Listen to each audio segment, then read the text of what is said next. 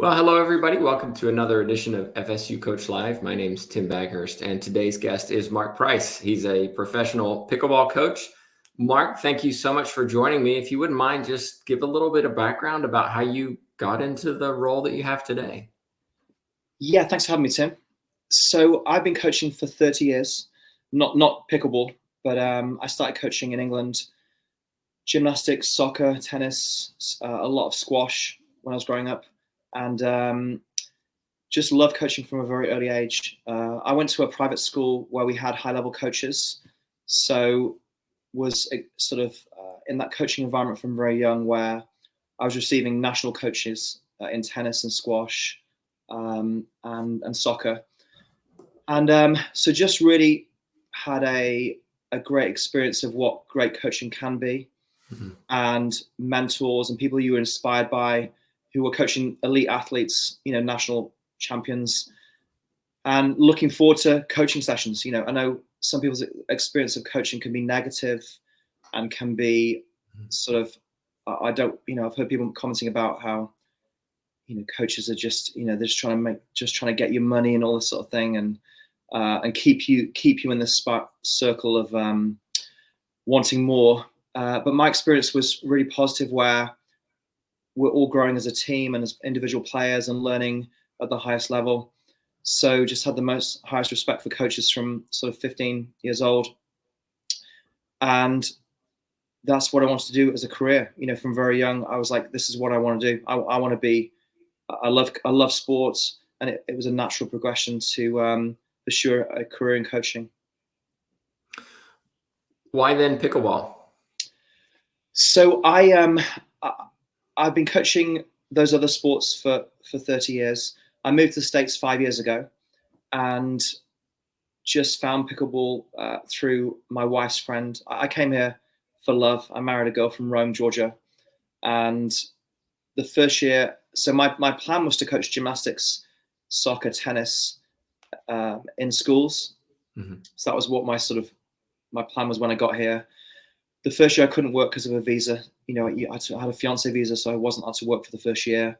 And a friend of my wife's found pickleball, or knew pickleball, and wanted to introduce me, and kept asking me every week for months, "Hey, I want to come and learn pickleball," and it wasn't of interest because of the name.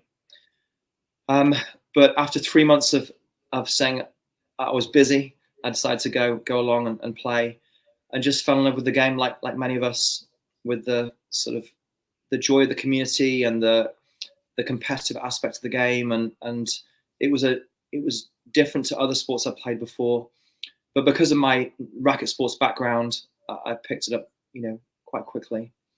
So from then on, just had a passion for the game, and continued to play and eventually coach. So it was just a natural progression of playing, falling in love with the sport, playing 3 or 4 hours a day with a local community, and then getting qualified and starting to coach myself. How does that look from a perspective of you do this for a living?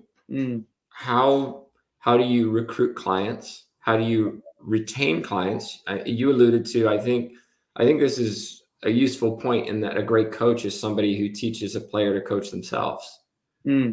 How do you then retain players and ensure that every day you have work to do? Yeah. So I think my sort of thinking is that,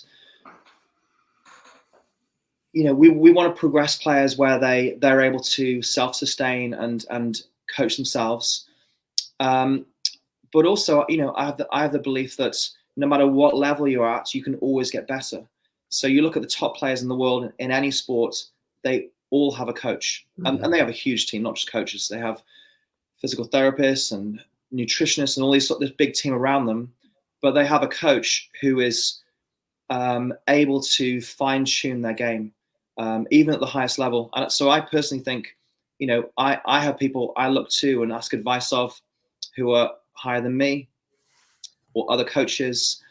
And I think that sort of attitude of constant never-ending improvement for ourselves, that we're on a journey and a growth, sort of place of growth, in whatever we do, we can always get better and improve. And I think having someone else's eyes looking up from the outside is such a useful tool. So I'm not really worried about people staying with me. You know, some people will come and do one session and that's enough for them, and they're like, thanks so much, I love that, I'm going to work on that for 6 months. Mm-hmm. They're sort of you've given me enough to be able to continue working, or now I understand how I need to drill or improve. And then others feel they want weekly sessions and sort of progressing, you know, and just staying with you because they enjoy the learning and growth with a coach where you're being held accountable. So, you know, I've never really worried about trying to keep hold of clients. I think if you hold things lightly, then people appreciate that you're not trying to, you know, keep them or control them, and they, you know, they come back when they feel they need that. So, I mean, for me, it's been a journey where I started just before COVID. I was coaching before COVID, and then COVID hit and shut everything down. And pickleball was the first thing to reopen.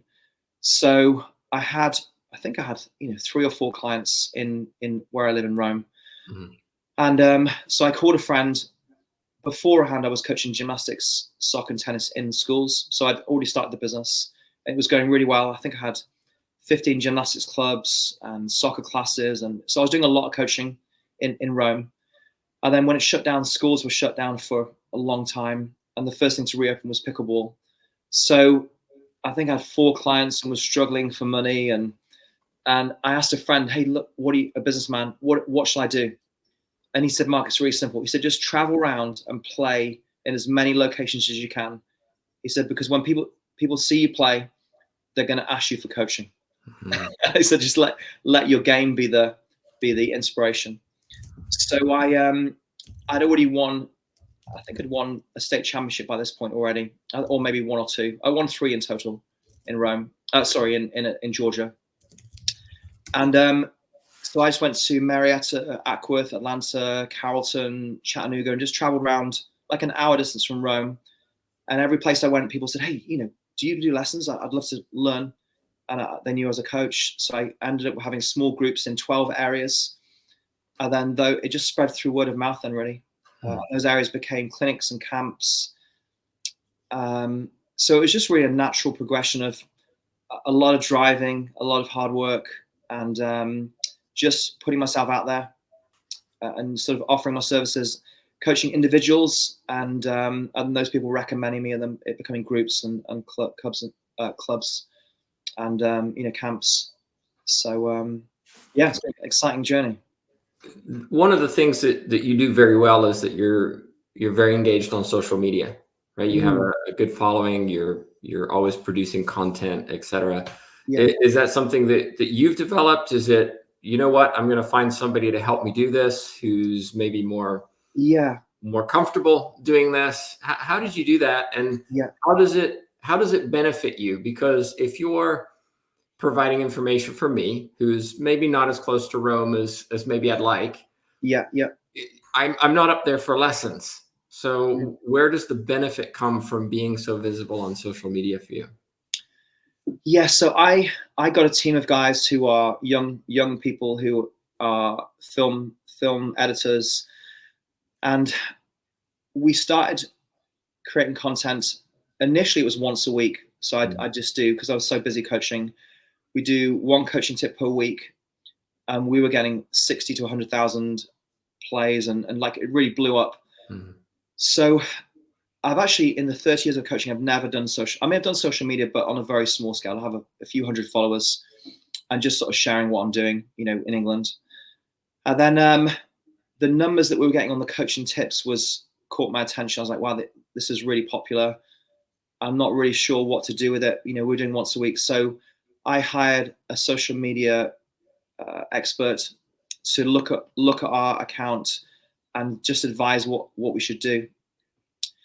And she came up with it, sort of analyzed the account and looked at the stats and looked at what we were doing. And we were really sharing where I was traveling, you know, just group selfies, during the week, and then once a week we'd share a coaching tip, a video, or a carousel tip. And she said it's really simple. You need to share. This is what your audience wants. They love the coaching.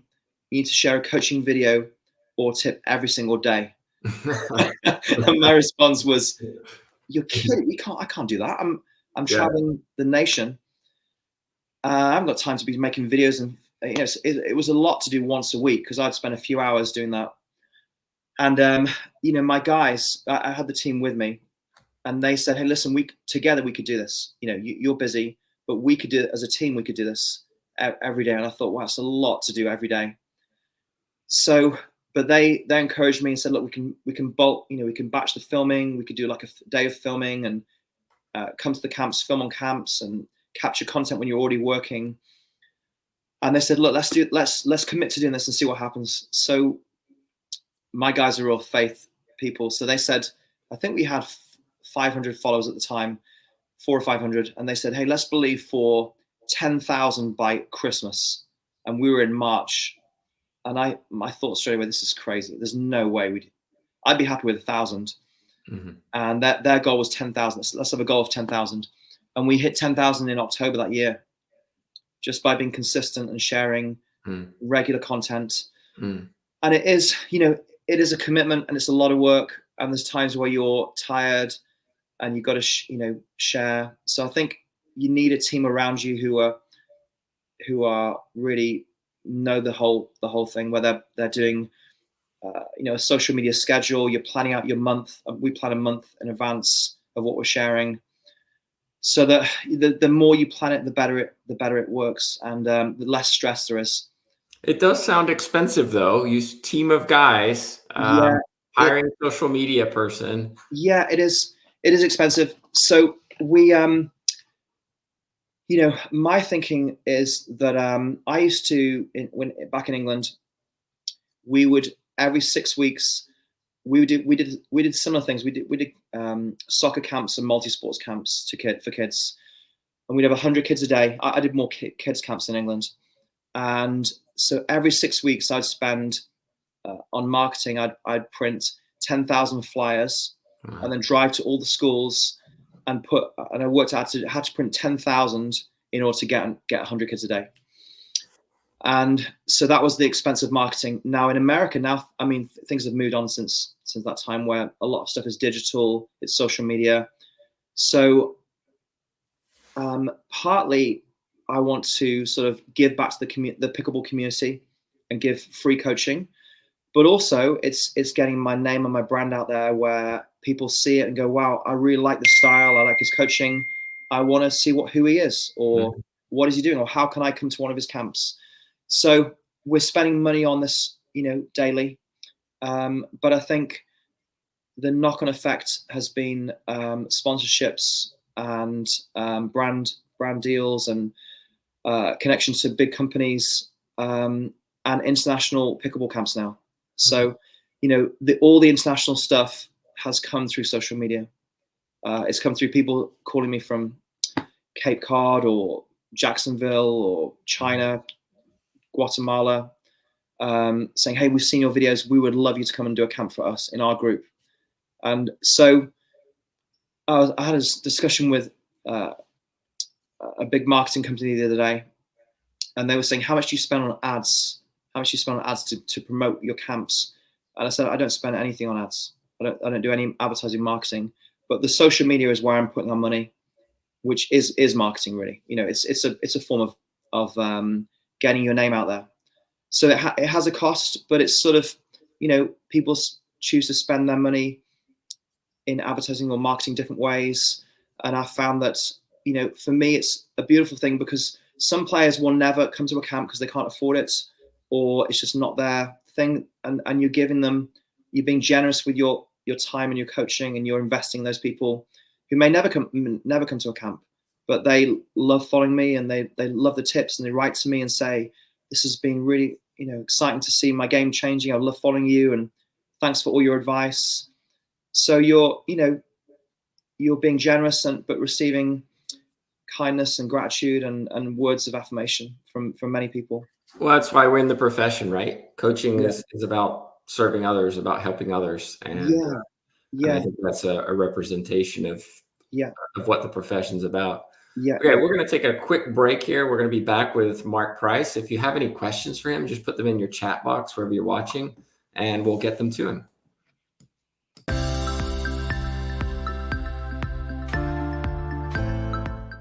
The mission of FSU Coach is to prepare and equip the next generation of coaches and sports professionals with best practices and current research to enable them to pursue excellence. We have 2 academic programs, the online graduate certificate, which is 4 classes, and also a 10-class master's in athletic coaching. Our graduate certificate and master's program can be started at any time, either the summer, fall, or spring. All of our classes have the word coach or coaching in them, and they're taught by coaches for coaches. The types of classes that we offer focus on the athlete as a whole person. We focus on the theory and practice, the research, the helping skills, even some of the mental performance behind, what it goes into being an athlete. I came to FSU Coach because I truly believed in the mission and the purpose of the program. I think I have my dream job being a head coach at Florida State, but I know there's always more ways that I can help my athletes and better prepare as a coach. So I thought joining this master's program would help me learn different ways to attack my job. If you're interested in going into coaching or joining the FSU Coach program, I would just say don't even think about it and do it. And we're back with Mark Price. Mark, one of the, I think, scary things for somebody who says, I want to be an independent contractor, essentially as a coach, own my own business, do my own coaching, is one, you spend a large number of hours on a court, and that physically is very draining, especially in the South where we're hot and humidity and we're outside. Sorry. No, that's okay. There's just it's taxing on the body. We don't get any younger. Yeah. Is there any thoughts about, how long am I going to do this? How long can I do this where I'm placed in these situations where my physical health might be challenged, or if I get injured, right? If you're playing in a tournament, for example, and there goes your knee, how does that affect my long-term employment? How do you handle those challenges? Because I think using coaching must recognize that when we are expected to demonstrate skills, where we're expected to drill with people, there is that inherent risk that we might get hurt, or we just run out of energy one day. Yeah, that's a great question, Tim. I've been coaching for 30 years now, so obviously the younger you are, the quicker your body heals, and you don't have the same aches and pains, and so the last year I've sort of really felt the toll on my body, especially if I'm doing back-to-back camps, or a lot of on-court coaching, one-to-ones, doubles. So I've the last few years have sort of been a journey where I've gravitated towards more larger group setting. I think the first year was all one-to-ones. The first year I was coaching, and then we did some clinics, and I've gradually moved towards more and more larger group camps where I have a team of coaches, and it's less toll on the body. I'll still do singles and doubles lessons occasionally, or small groups, but doing 6-8 hours a day one-to-ones is a physical demand. So I think having several injuries this year or last year has made me think I've got to be really smart on how much time I spend on court with players, and it's really overuse injuries is the thing, where you're just repetitions on something, and it's your body's struggling to cope with that. So I've built into the program. So firstly, I've reduced the number of hours I'm on court with one-to-ones, and then I've got a stretch program now that I do with this company called Stretch Zone that I use regularly to just make sure I'm physically, fit and sort of supple. And then I started exercising more now. I think, many people feel they're playing pickleball to get fit, and I feel we need to get fit to play pickleball. And we need to really have some sort of routine where we're strengthening, building the muscles that we're going to be using in pickleball. And I think the increase in injuries in the game is because people fall in love with the game. They play for 3-4 hours a day, and their body will struggle to sort of support that load. So I think there needs to be some sort of built-in program where we are taking time off to rest and recover, and the right nutrition and sort of hydration, but also strength training and conditioning, where we're building our muscles that are strong enough to be able to do the time you want to spend on court, whether it be in the gym or using different machines, or sort of pieces of equipment that help. I think there's a challenge as well. You said physically taxing, no question, absolutely no question. But there's also, I think, a mental challenge as well. If you're on a court for 8 hours and you've got client number 8 who's excited to be there, and you know your legs are done and your shoulders done and you're ready for supper time. I think there's a real challenge there for coaches as well to maintain the same quality in hour 8 as hour 1. Yeah, I think that it's really important to have not just enthusiasm, but the client needs to feel that you are there for them. You're not disengaged mentally, physically, that you're giving your best. I think if we give our best in every session, and the client feels that, there's nothing worse than a coach on his phone in the middle of a session, or not listening, or just sort of somewhere else. I coached soccer for 4 years, and I finished that last year because I couldn't do both. And my assistant coach talked about a new coach that's taken over, and they said that he's physically there, but mentally he's somewhere else. Kids feel it. It's a youth soccer team, and I think the client will know if you're not mentally with them on the court, your mind is elsewhere. It's obvious to everyone. So I think I try and live by that. I've got 1,000 things going on, but you line things up. You line up your problems one by one, and you sort of deal. Not coaching is a problem, but you put aside those things that are your day-to-day busyness of life, and that in the moment of coaching, this is all I'm doing, all I'm thinking about. And I think you build a capacity for that, but it's also a decision that I'm going to decide I'm going to give this person my undivided attention because they deserve it, because they paid for the session, and I want to listen and sort of give them the best experience they could hope for. And then I think you've got to decide what is your capacity. If you're exhausted by hour 4, you shouldn't be doing 8 hours of coaching. And it's not an age thing. I think it's you build a physical capacity for your work. I remember having young guys working with me years ago, doing soccer schools.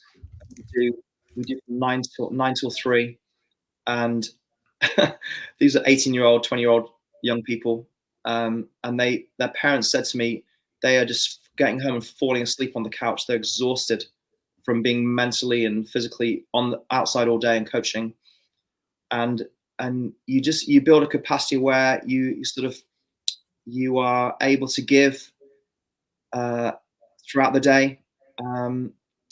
But I think you've got to stay inside your lane, or stay inside your capacity for excellence. When we push too outside that, where we're tired, exhausted, or not able to engage properly, then we sort of do a disservice to our clients. Great points. I'm actually taking notes while you speak, if you hear me typing. One of the interesting things about pickleball is that it pulls a demographic of all ages.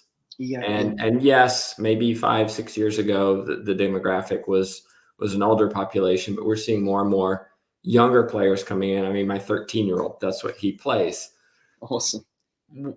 When you're coaching, what are some of the changes, adaptations that you have to make, recognizing that most of us have learned to coach with kids, with young adults, in particular. And now a lot of the clients that I suspect you do lessons for are probably 50 plus.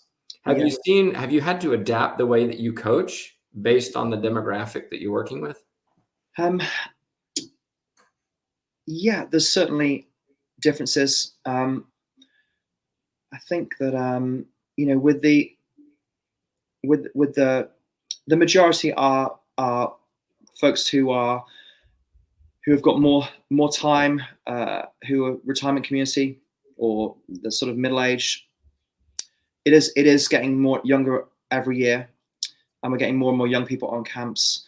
But I think being able to differentiate is a skill in coaching, and that running a drill for a 20-year-old is obviously going to be completely different to running a drill for a 50-year-old or 60-year-old, or someone who has a knee injury, or someone who has has certain challenges. So I think differentiating within skill levels, age levels, ability levels, and physical challenges is just part of coaching, really. I believe in that our coaching sessions shouldn't be cookie cutter, where we have a session and that's the same. We just do that for everybody. I like to, look at the group, see where I feel they need help. So we'll have obviously a subject and a session plan, but within that, we're going to adapt and change and adjust things depending on how they respond to the drills and stuff like that. So, I'll often run something, run a drill, and I may have set the bar too high.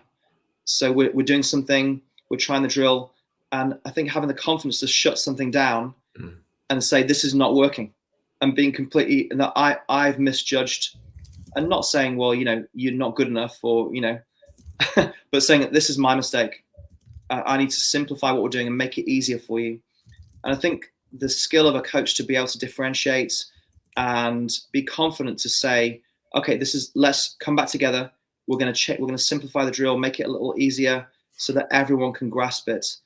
So you're pitching at a level where you think they're at, regarding skill, age, ability, and then you're happy to fine tune, adjust it so that they get success in that session.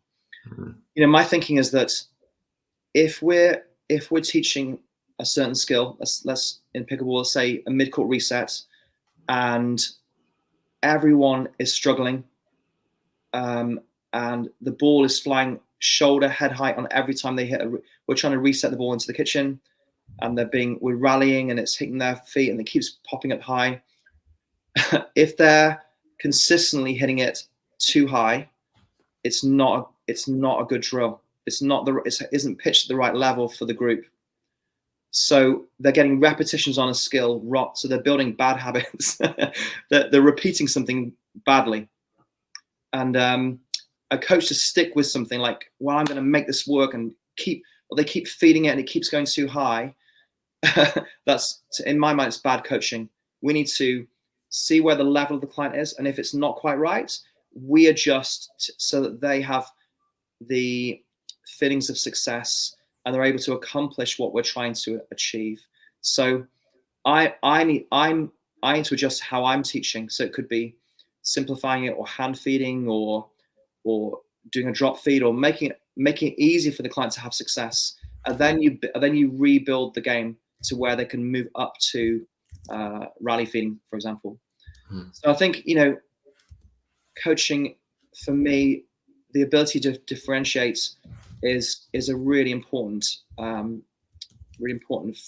sort of factor in coaching. That if you're just running your session, and we've all seen coaches who have a session in mind, they do it, none of it's working, and like, okay, let's go on to the next thing. Now we'll do shooting, or whatever it was, or we'll do serving and returning. We do that, and half of them are doing it wrong, and it's struggling, and they get around a few people and help them, and then, okay, now let's do this. And it's just, I feel that in order for a coaching session to go well, the client needs to have a mental understanding of what's happening, and a physical understanding and a feel of what's happening. So they mentally understand, they're physically able to execute it, and they start to feel it in their paddle, and like, oh yeah, this is, oh, and they start to go, yeah, yeah. It's that light bulb moment where you've been able to communicate effectively, and they grasp it, and they go, and they get smile, and they get happy and excited. Oh yeah, yeah, this is it. I've been wanting to learn this, and that's the ability of the coach to set the bar of the drill or the teaching style to where they're at, to meet them and help them learn, is really key, because then they feel success. And it could be just you drop feeding something and they're starting to feel it, and it's working. A third shot drop, I'm drop feeding a third shot drop, and they're starting to feel the ball. It's starting to go over the net. It's landing in the right place, and they start to get excited because it's working, and you've made it very, very simple. And then what's the beautiful thing, it then builds confidence in the player for you to move on to the next stage, the higher level stage. So I think where coaches go wrong is they try and stick with something that's not working and thinking, I'm going to break through soon. And the player's hitting 10, 20 bad shots and one good one. And they go, oh yeah, that was the one. That was it. And they just did 20. And then they go back to doing 20. And the player feels, oh, I can't get this. This is so bad. I'm terrible. And it's really the coach's, I think it's the coach's fault for setting the bar too high too soon. Do you think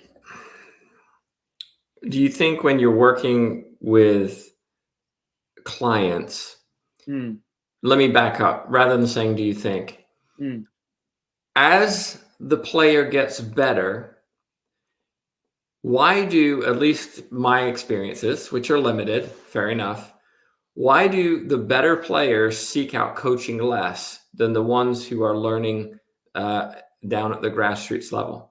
Because I've noticed that. I've noticed that in my own experiences. The better the player, the less they feel like they need coaching. Yeah. Have you seen that too? I have seen that. Yeah, I think it's because they are the big fish in the small pond, and they're beating people. They're beating everyone in their group. They're the best player. They're the 4-0, for example. They're beating all the 3-5s, 3-0s quite comfortably. They're the best in their group, so they think, well, I'm the best. I know it. I know how to roll volley. I know how to serve. I know all these things, and yet they haven't met a 5-0 or a 6-0, and they haven't been humbled, or they haven't been on court with someone who's very high level to where they feel, wow, I've got so much more to learn. They just feel, and they stay in that circle, and they play every week, and they beat everyone every week. So there's almost that feeling of, well, I've made it. I'm at the top now. So yeah, so I think there's that middle area of, and it's not all 4-0s, but 4-0 to sort of 5-0, that sort of that whole thing. I think that I think this is just a sort of, or not. It's not an arrogance. I think it's just a feeling that if you're already beating people, then you already know. I already know the strokes. What could you teach me, sort of thing. I love it when I get 4-5 level 5-0 players who want lessons from me, and I explained to them at the beginning that I'm not here to teach you strokes. I want to fine tune your game now. So you already know how to hit roll volleys and backhand flicks and these different things and good ATPs. But I want to look at, okay, what are the small areas of your game that we can fine tune, like a finely tuned engine, to make you even better? What are those extra little things? And at the highest level, everyone is looking for that extra little detail that will accelerate their game. I think swimmers and top athletes, they're trying to shave a second off their time, or they're trying to fine tune something. Or I watched Djokovic. This was amazing. It was Djokovic was serving, and he's arguably one of the best players in the world, tennis, and he wasn't quite happy with his serve. So he called his coach over, and his coach was talking with him about serve and sort of giving him some thoughts about his serve. And he's won, I don't know how many Grand Slams. And yet he's open, teachable, even though he could think, well, I've got more Grand Slams than my coach. But yet he's teachable, he's open, he's willing to discuss and learn and continue to fine tune his game. And I think the highest level athletes have that mentality where they are teachable and open. Couple final questions. One, being in the role that you are is fairly unique. A lot of coaches work for an organization. They coach for a club or Yeah. a school or a university, whatever it is. Yeah. You don't do that. And so that's impressive to me, to be able to build your business out and Thank you. and be able to do that.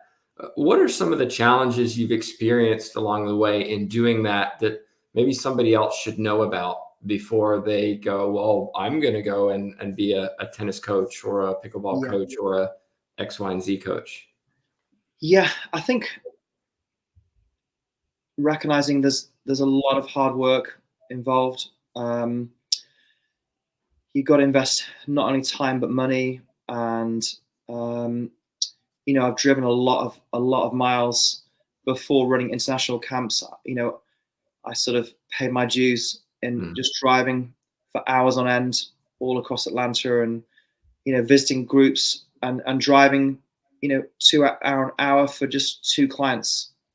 And I think because of my background in coaching, that I've recognized if you do a great job and you stick with it and you give your best to the individuals, to the ones and twos, it will grow. I've done gymnastics classes in the past where we had 8 children for a whole year, and I stuck with it. And then we got a new venue. The venue changed. We moved into a bigger venue, and suddenly we had 30 kids. But I spent a whole year just teaching 8 children, and stuck with it and gave to them and gave my best. And I think that it's human nature to want the big stage, to want to have big crowds, big groups, and yet if you take care of the individuals, the small, the young people, and you, I think, just be excellent in what you do to the ones and twos, then it's like taking care of the pennies, and the pounds take care of themselves. Not pounds, dollars, isn't it? I got you. I can't think of the word in America, but I think taking care of the individual and loving people, you build a community that respect you and admire you and talk about you, and it grows from there. And the challenge for the young coach is not to be discouraged, to be comparing yourself to other. Wow, this person's doing international coaching, or they're coaching these big camps. Not really comparing yourself, but looking at, this is your own journey, and if you do things well to the best of your ability, and you take care of the small groups, then things will grow in time. Yeah, well said. Yeah. I know a lot of people listen to our podcast after the fact, and certainly watch this show on YouTube. If they have questions for you, maybe you want to reach out for lessons, whatever it may be, what's the best way for them to do that? Yeah, they can do that by Instagram. So if they go to Mark Price Pickleball and click on the account, they click on the blue follow button, so they get regular coaching. They'll get free coaching every day, and they can just DM me directly. So I'll often get people private DM me with questions about their game, and I'm happy to respond. We do we do a Q&A post every now and then where people have written to me privately about their game, and ask, can I share with others so others can benefit from what I've taught you. So yeah, but and then we have a website with the same name, where people can find out more about what we're doing. Great. Well, for those listening to the podcast, that's at Mark Price Pickleball, and you can find Mark pretty much everywhere. He's all over social media. So be sure to reach out for comments, questions, etc. Well, that's a wrap for this episode. Just a reminder, everybody, we try to do these interviews every 2 weeks or so. So be sure to subscribe to our YouTube channel and of course, listen to our podcast. But on behalf of myself, Tim Baghurst, and Mark Price, thanks so much for watching. Thanks, Tim. See you.